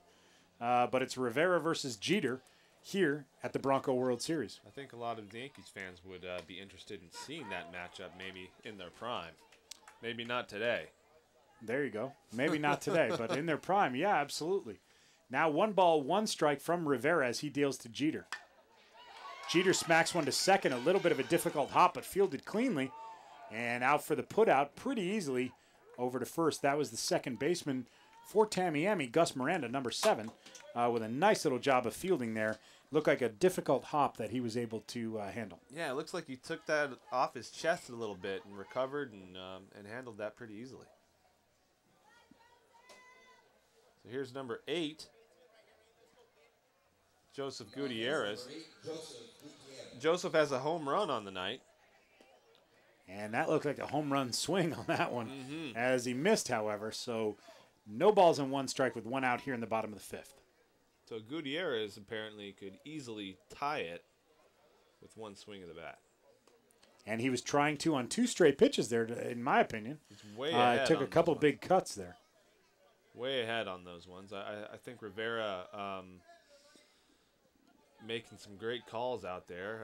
Either the catcher or Rivera himself decided to throw 2 straight off-speed pitches. And 3 pitches and 3 strikes, 3 swinging strikes for Gutierrez. And that's a leadoff. Check that. Now 2 outs here in the 5th for Salinas, looking to cut into that 1-run deficit that they're facing against Tamiami, Florida. This is a pretty dirty way to pitch right there. 2 slow pitches and then 1 fast one really puts the batter off balance. This is number 5 now, Philip Sparks, the starting center fielder for Salinas, stepping in with 2 outs in the bottom of the 5th. Now a 1-0 count as he waits for Rivera. The left-handed pitcher hits the outside corner for a called first strike. Now 1 ball, 1 strike as Rivera, the pitcher, deals lefty. Swing and a miss, strike 2. Philip Sparks, the starting center fielder for Salinas, adjusts the dirt, brings the bat up to his shoulder, and awaits the deal from Rivera. He waits patiently and bloops that over to second, fielded cleanly by the second baseman. That was Gus Miranda, number 7. And Tamiami able to hold on to that 1-run lead as we've now put 5 in the books here at Jacks Park. And your score after 5, Tamiami, Florida 3, Salinas, California 2. You know, that's a shame because Salinas put some good composite on the ball and just hit it where they were. We're welcoming Chris Jager back into the booth here. Chris is joining us all night as part of our broadcast team, and we're really lucky to have I was going to say former player, but I would say current player here to give us his perspective on the game. Happy to be here. Chris told us last time he just finished a tournament down in San Diego, and that he plays, do you call it travel ball in baseball? I mean, it's yeah, I guess. Okay, More of a summer team. At your But age, yeah. it's summer team or travel ball, representing the out of the Bay Area, out of San Jose, but down in San Diego Yep. this weekend. Lost in the semis. Yes, we did. And what does that mean for the fall for you? Now you're back. It's still August, still summer. School's probably a couple of weeks away. Yep. Right now, taking a few weeks off and then back at it in September. I go to Arizona for a weekend. It's called the Arizona Fall Classic. Playing in a tournament there, and then I think there's one other tournament in the Bay Area, and then it's basketball season. All right. Right after So that. we've still got the rest of August and then September, October for you to work on honing those baseball skills. Yep. Chris, we hope to have you one more time at the bottom of the 6th inning to talk a little bit about what it means for the future for you. Can't wait. Awesome. We're really lucky to have Chris as part of our broadcast team tonight. He's joining me and Evan here in the booth as the three of us are providing you the final broadcast of the 2011 Bronco World Series from Jacks Park in Monterey, California. The pitcher on the mound for Salinas is number 8, Joseph Gutierrez. Started at catcher, now pitching. Pitching to the pitcher, Rivera. Pitching to the pitcher is right, Evan. And he deals a strike, called for a strike, to his counterpart, Miguel Rivera. Gutierrez so far has shown some great discipline in the strike zone. Getting his team out of a deep hole in the last inning. Absolutely. Could have been a lot worse as the bases were loaded with no outs for Tamiami. And Tamiami able to get 3 runs out of it, but it could have been a lot worse. And so they went from trailing by 2 to now leading by 1. So we're in the top of the 6th. Tamiami with this opportunity and one more to add to their 1-run lead right now over the host zone champ, Salinas, California.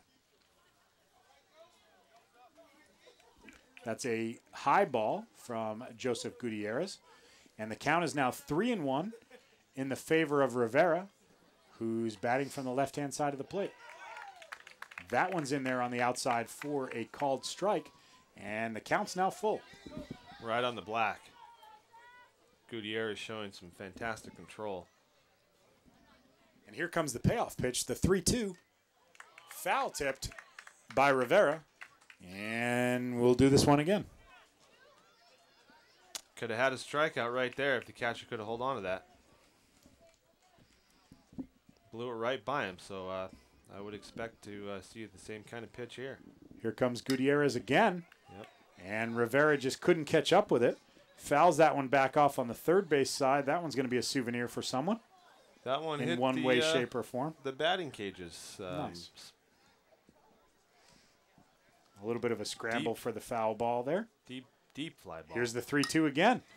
And that one's hit opposite field deep. That could be trouble and gone for an opposite field home run by the pitcher Miguel Rivera, who was just shy of doing the same exact thing on the previous pitch. He hit it foul, finally connected fair on that one. Rivera, not a small kid at 12 years old, so clearly has the strength and the skill to put one out opposite field, which is as we all know, the hardest way to hit a home run. And to be honest, it looked like an opposite field pop-up, but there's no wind to speak of tonight, but it just carried. And before we knew it, it was out over the left center field fence, and it's listed as 225 down the line. So I would say there's about 235 on that opposite field home run. Yep, just made it over the fence. Tamiami now, that's number 7. Gus Miranda, the starting second baseman, who smacks that one to right for a base hit. And now Tamiami has already added a run, so now they lead 4-2, and a runner on second, still no outs here in the top of the 6th inning. Tamiami really finding their bats now. The bats starting to heat up. Now Tyler Perez, the starting center fielder, the lefty batter, steps in, and he's going to see what he can do to help add to his team's lead. It's a quick timeout from the batter to the chagrin of the pitcher, Gutierrez. That is, in fact, number 8, Joseph Gutierrez, on the mound for Salinas. And Gutierrez deals and catches the inside corner for a called strike. Nice pitch. Great looking pitch. He looked like he was pitching mad there, which sometimes helps, sometimes does not. Didn't help for me. I would say emotions, keeping them in check is one of the keys, especially for some young players. Psychologically, they can get almost psyched out a little bit. Yeah, they can. By some stuff. But looks like he's doing a good job of stepping off the rubber when he needs to take a breath. And ready to deal. He's now got an 0-2 count in his favor. Looks like he's taking the signals from the dugout. And, speaking to emotions and all that, this is a big stage. So there's a lot at stake for these kids. There's the throw up to second. It scoots out into the outfield, but heads up play by the center fielder. Yes, indeed. Well backed for Salinas. Up. Well backed up. We've seen a lot of those overthrows turn into 2 baggers, in previous ball games. So Salinas doing a great job on some fundamentals that some other teams have not been doing, which is why this is a really great score, great game. Absolutely. It's got a little bit of everything. We've seen some home runs. We've seen some double plays. We've seen a little bit of everything offensively and defensively tonight. Not a whole lot of errors. No, and some pretty clean fielding overall. Yep. So number 8, Joseph Gutierrez, is the man on the mound for Salinas. Standing safely at second base for Tamiami's number 7, Gus Miranda, after stealing second. And Tamiami looking now with a runner in scoring position to see if they can add to their 2-run lead as they lead 4-2 here in the 6th. A pass ball is going to send Miranda down to third safely. He rounds third as if he's thinking to come home, but only a bluff as he trots back. Yeah, trying to get the catcher to throw over there to third, trying to force an error. Great base running. Good situational base running. This one's hopped on by Perez, number 3, sent to the left fielder for the putout. But number 7, Gus Miranda, tags from third for Tamiami and comes across safely. And that adds another run to the Tamiami lead. Tamiami, Florida now leads Salinas, California, 5-2 here in the 6th inning. The one problem for Salinas is there's still no outs here in the top of the 6th. So Gutierrez really hasn't done a whole lot wrong. He's, there was a stolen base. He gave up a single, stolen base, and then what we just saw there. So check that. I spoke incorrectly. That was a sacrifice, so it is the first out of the inning. So there is one out here in the 6th off after the sacrifice scored. And A-Rod, number 10, Alex Rodriguez, starting third baseman, now in the box for Tamiami. A-Rod smacks one opposite right over the outstretched glove of the first baseman. He's going to try and turn this into 2 as that ball scoots by the right fielder. That went under the fence out there. They're going to call that a double. And in Salinas' favor, because I think that the runner definitely could have advanced to third. That was just going to be a ground rule double. That ball was just over the outstretched glove of the first baseman, as we mentioned. then got past the right fielder and scooted under the fence in right. Yeah, the speedster Ulrich out there in right field just got past him, so you know that had some velocity on it, especially since it went either under or through that outfield fence. Andres Sanchez now, starting left fielder, number 9, smacks one to shallow right, bloops it in for a single. At least it rolls all the way to the wall, and he takes 2, and the runner from second scores, and Tamiami strikes again. Stand-up double. Tamiami doing everything right now. But so is Gutierrez. Gutierrez is throwing some nice pitches. Tamiami's bats have just finally heated up. It's unfortunate because it looks like the wheels have sort of fallen off for Salinas, but they really haven't. There haven't been mistakes. It's not that Gutierrez is not pitching well. And that's why that score of Tamiami, Florida 6, Salinas, California 2 is not necessarily indicative of what we've seen so far, as Salinas decides we're going to make another pitching change. I think that's a good call by Salinas. Definitely needed. We had an interesting call from the umpire. I don't know what's going on in the field. I don't know what that was. Anyway, the new pitcher from Salinas will give Tamiami, a new, something new to think about, a new approach, which is what the Salinas strategy has been today, which is to get as many different looks out there for Tamiami to have to deal with from their pitchers. It appears that everyone on Salinas' team can pitch, Matt. Absolutely. As number 1, the starting second baseman, Jacob Martinez, now assumes the pitching responsibilities.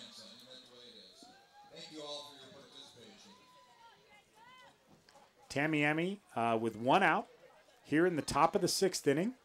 They lead 6-2 over Salinas, and now they send number 17, the starting catcher, Pedro Pages, to the plate to see if they can add to the lead with a runner on second and technically in scoring position. You know, when I say that it appears that they all can pitch, I mean it. All these pitchers have been good pitchers. Nice play by the third baseman, who tags out the runner going to third on a smoked ball. That ball was hit real hard. And the third baseman from Salinas, who is that? Number 9, Eric Lopez. That's Lopez. Again, makes a nice play. Great job by him. He actually was going to look the runner back to second, but the runner kept coming, heading to third. So he knew the fundamentals and said, hey, we got to get the lead runner if we can. Held up his throw, kind of pump faked it, and then tagged the lead runner. And now Tamiami has 2 outs and a runner on first. So a better case scenario for Salinas from a defensive standpoint. Yeah, that wasn't the best situational heads-up base running by Tamiami. He really should have just went back to second base on that one. This is J.C. Barrios, number 25, the starting shortstop, who's now in batting, and he's facing Jacob Martinez, substitute pitcher for Salinas. Martinez started at second base defensively, but now number 1 is in position number 1, the pitcher.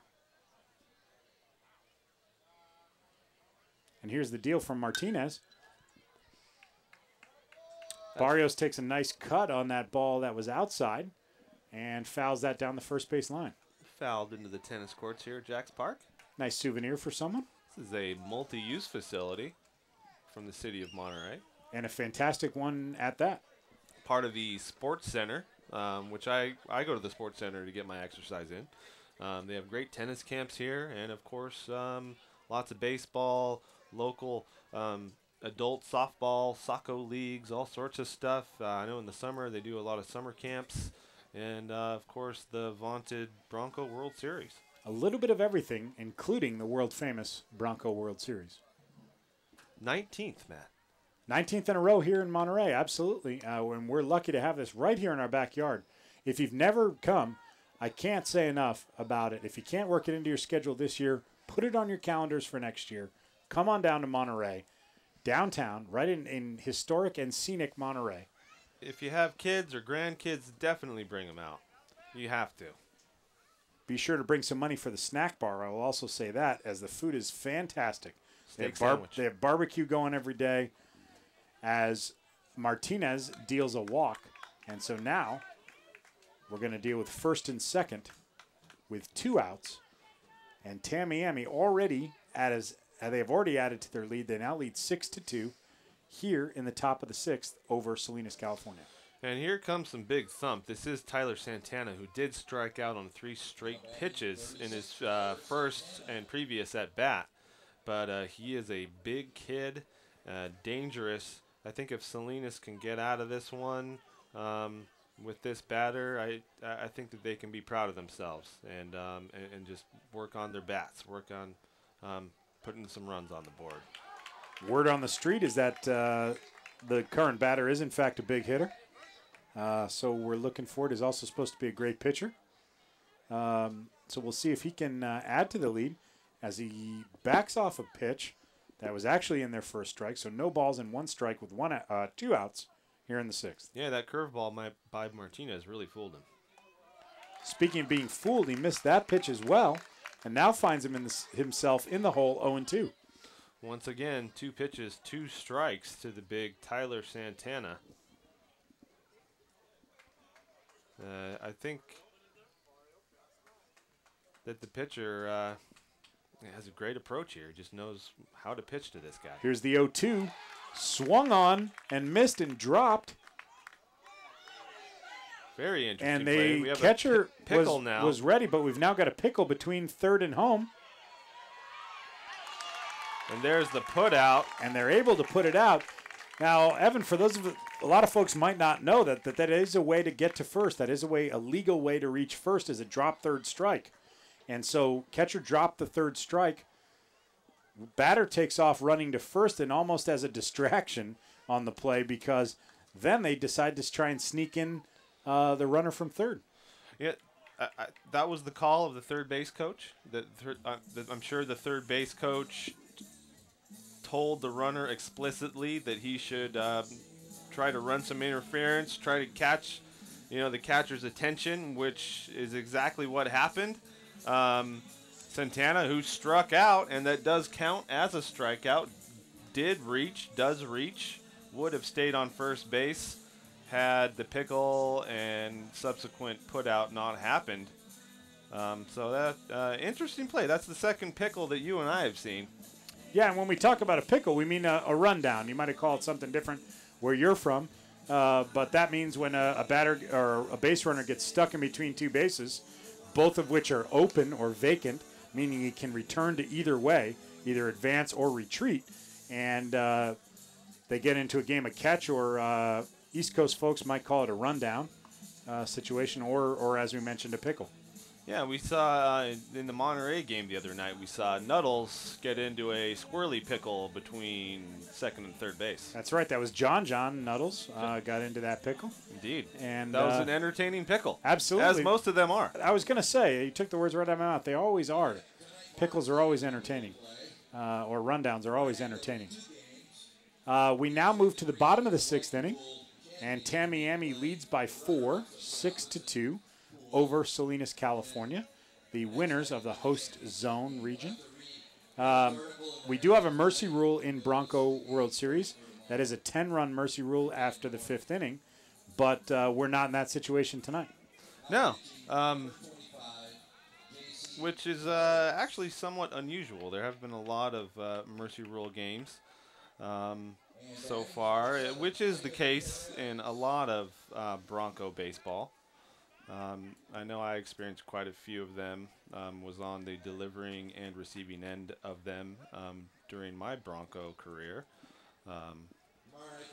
So not unusual. I guess you would say that the 1-0, the 2-0, the 3-2 games are the more unusual scored games for for 12-year-olds. Absolutely. We've got a pitching change of note. Now pitching from the mound for Tamiami is number 25, J.C. Barrios. Barrios started at shortstop, and he promptly delivers a nice-looking pitch for a swing and a miss, strike 1. Right at the eyes of Evan Perez, I believe. Yep, that is, in fact, number 7. He has 2 singles on the night.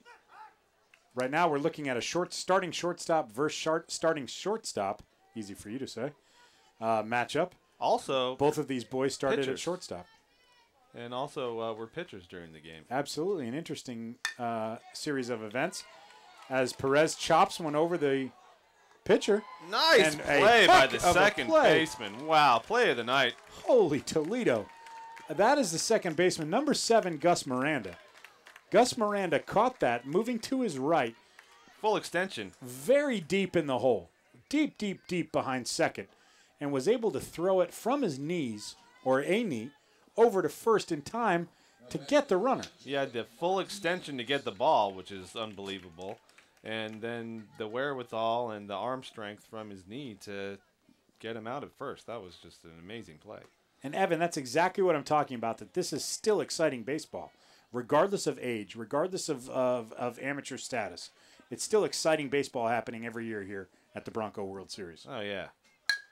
There's another one to the second baseman, and that one's much more routine. But Miranda shows his ability to handle both the difficult and the routine with ease, as he handles both of those balls for 2 putouts, courtesy of number 7, the starting second baseman for Tamiami, Gus Miranda. You know, he charged that like a pro. Absolutely. Exactly how you're taught to charge a chopper. There's And a little bloop. this is Ortiz now for Salinas. Nice pick by the first baseman. My goodness. Wow. We saw, of the 3 outs that inning, we saw 2 phenomenal plays. We saw a play from a knee deep in the hole at second, and we saw a heck of a scoop out of the dirt just then by the first baseman. Exciting play, Matt. That's what we've been talking about. If you haven't been down to the Bronco League World Series, come on down. If you can't make it this year, put it on your calendar for next year. It's exciting stuff. We now move to the 7th inning, our 7th and final, and once again we're joined for the last time by Chris Jager. Glad to be back. Chris, welcome back in the booth, part of our broadcast team tonight of Evan Tyler, Matt Aruda, and Chris Jager. And Chris has been watching the game with us here at Jack's Park and coming in between innings to have a little chat about baseball. Yeah, I just saw 2 web gems out there. Those should be on Baseball Tonight. Absolutely. That play at second base by Gus Miranda is, as Evan called it, my pick for defensive play of the night. Oh, a little Dustin Pedroia out there. I see it. Like the Red Sox reference. Chris, we talked a little bit about how much baseball you're playing. Mm-hmm. And what does that mean for you now as entering your senior year of high school? Baseball is not till the spring. You played this summer. You're going to play in the fall. Maybe still work on it. What position do they have you playing right now? I play in the middle of the infield, either shortstop or second base, like our boy Gus Miranda out there tonight. Okay. And you throw right? Throw right, hit right. Okay. Yeah, I'm a righty. Okay. And what does that mean after this spring?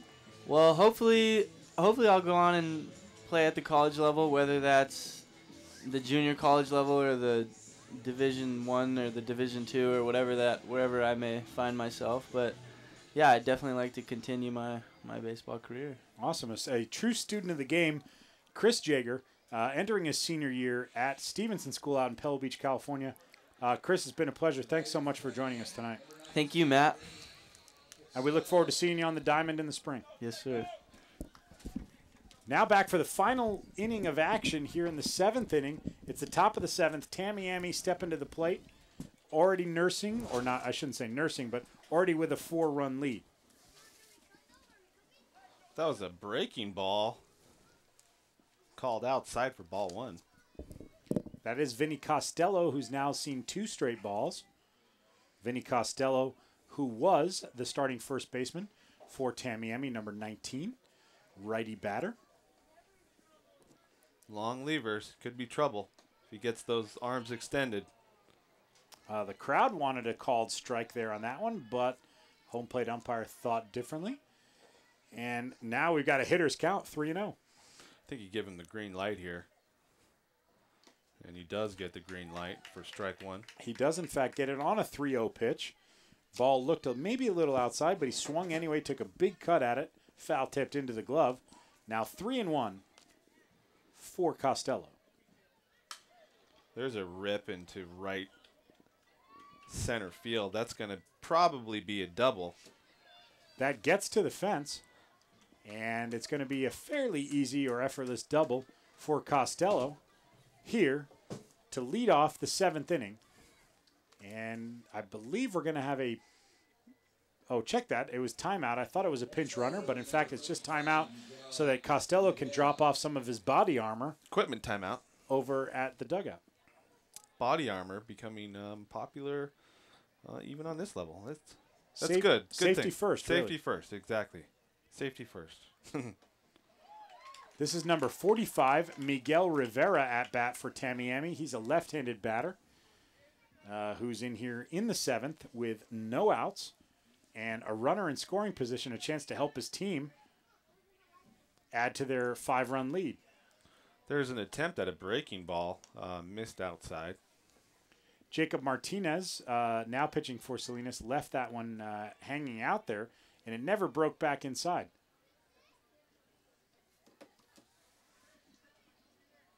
Now the 1-1 pitch in there for a called strike. 1-2. Martinez really flirting with the strike zone there. Finally finds it.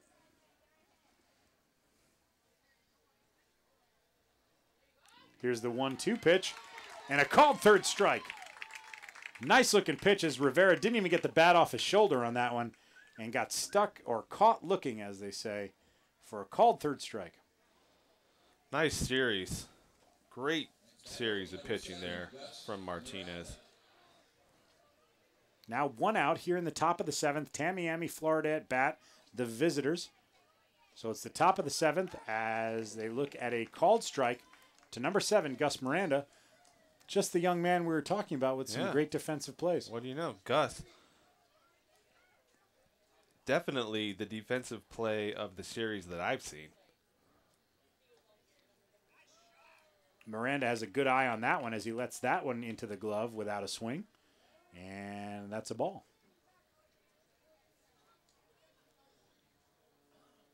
So 1 out for Tamiami, Florida with a 4-run lead here in the top of the 7th.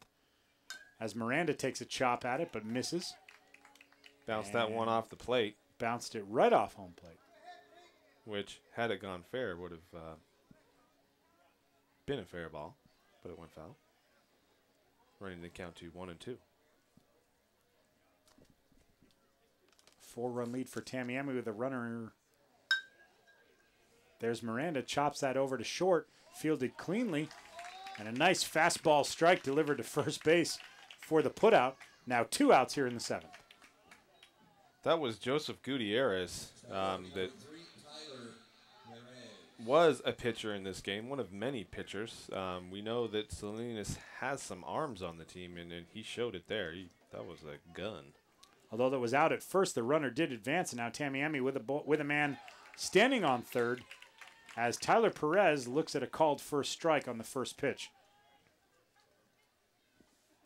2 outs here in the top of the 7th.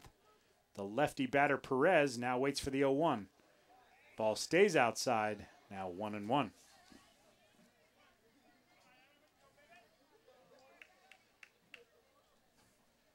Even though they have a runner at third base to deal with, I think Salinas can definitely have this inning in hand.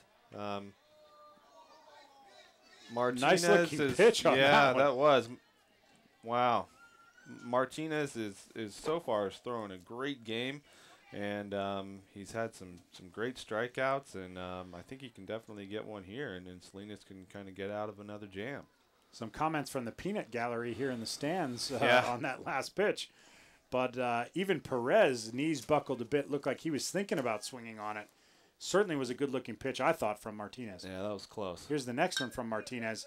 And Perez hops on it, drills it right at the second baseman, who has trouble fielding that ball, hops over his head and into shallow right center field, and the run scores from third. That was smoked and took a high hop right to the face. That was almost a defensive sort of stab at the ball by the second baseman. So definitely not Martinez's fault that this inning should be over. And the run scores on the air. And there goes the runner into second easily as he noticed that Martinez was not paying attention at all. That's great heads-up base running by Tamiami. And there wasn't even a pitch on the play, Evan. It was that Martinez was taking a while at the mound, and he just took off from first and nearly uncontested. Finally did throw over to second to try and pick him off, but not in time. Great observation there by, was that Gus Miranda? Yeah, absolutely. Nice pickup by the third baseman and the throw to first for the putout. That looked routine. Absolutely but routine. Was not, as that ball was smoked to the third baseman.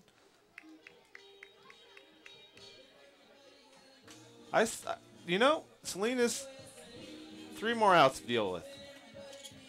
Yep. I think they're still in it. Oh, absolutely. They've shown signs tonight of being a really good team. I don't think their record this weekend is indicative. They come in with no wins and 3 losses, and this is their 4th game of the weekend, looking to try and get their first win. But and they find themselves their work is cut out for them. They're down 5, but a good-looking team. Absolutely. Salinas is no pushover. They've showed it tonight. Tamiami is definitely no pushover. They've shown it throughout the series. So, Salinas, if they can get some composite and some aluminum on the ball, get some runners on, I think they can rally. Ladies and gentlemen, I want to thank you for joining us.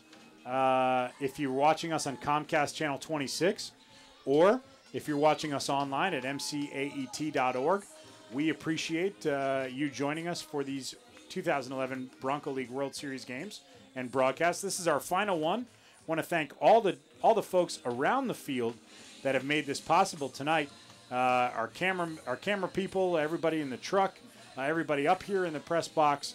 It certainly takes a team of individuals to do that. Not just the 3 of us that you heard from and the broadcast team tonight, but a much larger group it takes to make this happen. Absolutely, go Techies. And we now enter Salinas, the last chance for Salinas. They trail 7-2 against Tamiami, Florida, here in the bottom of the 7th, which is the last inning in Bronco World Series. And there in the batter's box is number 9, Eric Lopez, who looks at a ball as the first pitch, and here comes the 1-0.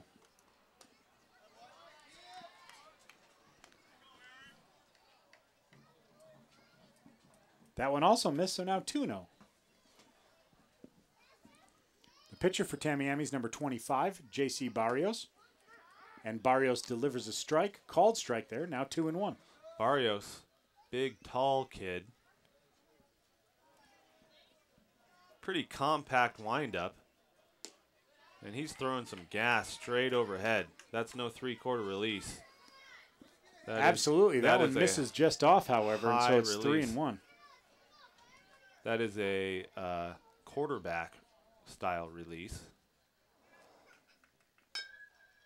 There's a grounder to the first baseman through his legs, and they almost get the out at first. Had the first baseman been able to hold on to the deflection that went to the second baseman, Gus Miranda.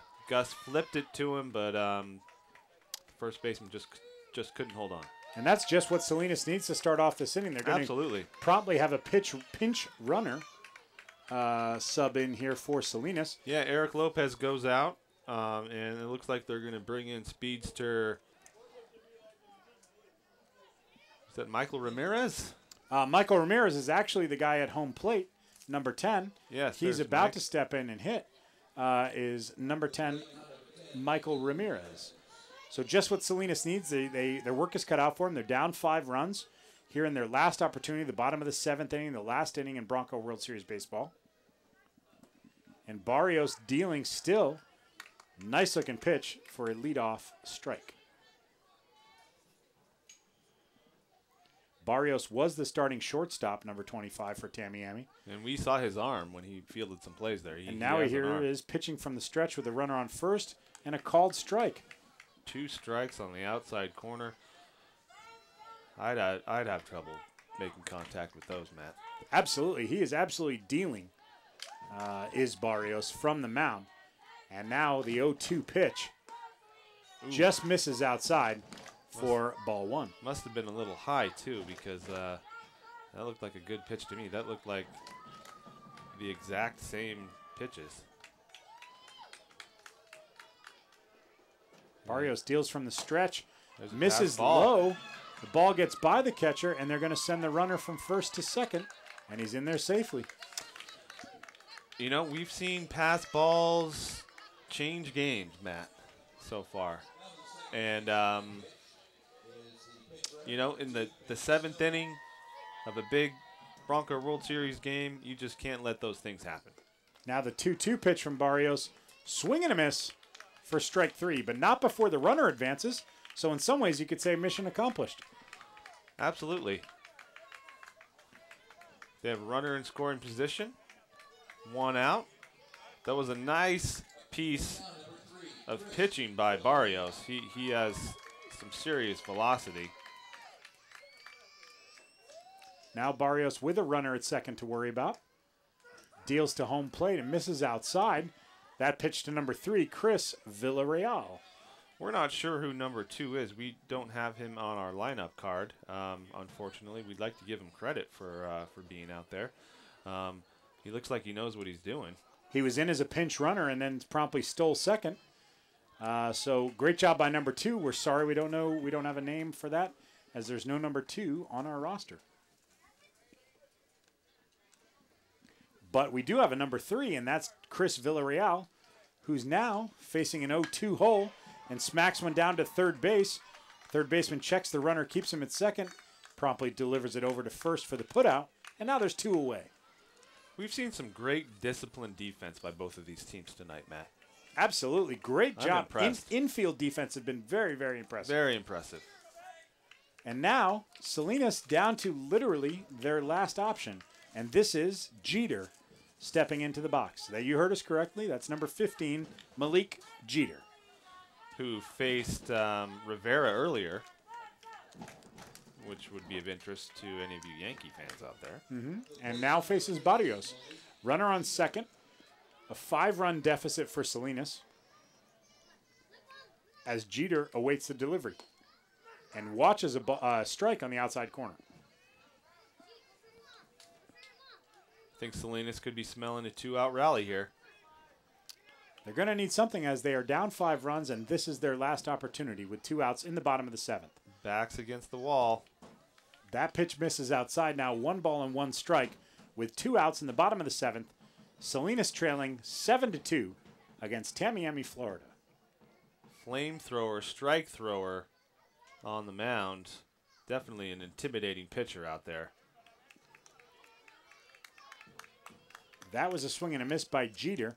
And now Salinas down to their final strike of their final out. If I didn't know any better, I would say Barrios is the closer for Tamiami. 1 ball, 2 strikes. Jeter gets a piece of it, gets it over to first, and the throw is there in time. And that's the that ball ends game. our game. Evan, it was a fantastic game. Our final score, Tamiami, Florida 7, Salinas, California 2, and our last broadcast from the 2011 Bronco League World Series. Hey, it was a pleasure calling these games with you, Matt. Absolutely. I had a blast, and I hope those folks watching online and on TV come down here to the park. Yep, there's a lot of baseball yet to be played. So long from Jack's Park. Come on down and have a good time.